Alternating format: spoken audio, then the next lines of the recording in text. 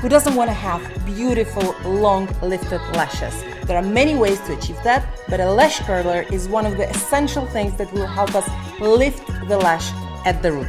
When choosing a lash curler, comfort is key, so every time you're buying a new one, open it and try to see if it fits in your hands.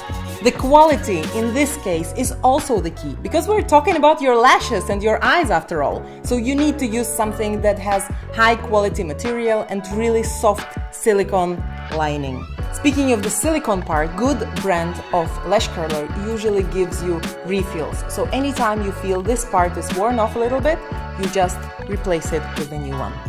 Very important thing, we only use the lash curler before applying the mascara in order to keep our lashes healthy and strong. So your lash curling action will go like this. You will put the lash curler next to your lashes and try to get as close to the roots as you can. Pinch a little bit so that you're sure you are not pinching any skin, and then just press the parts of the lash curler together, lifting your lashes up.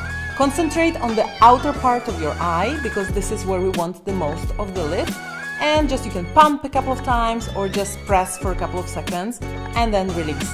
And then you can just straighten your lashes with your finger. I know at first it might feel tricky. After all, you're putting something very close to your eye. But before getting falsies or extensions or any other things you may go for, try these. Little step, major difference.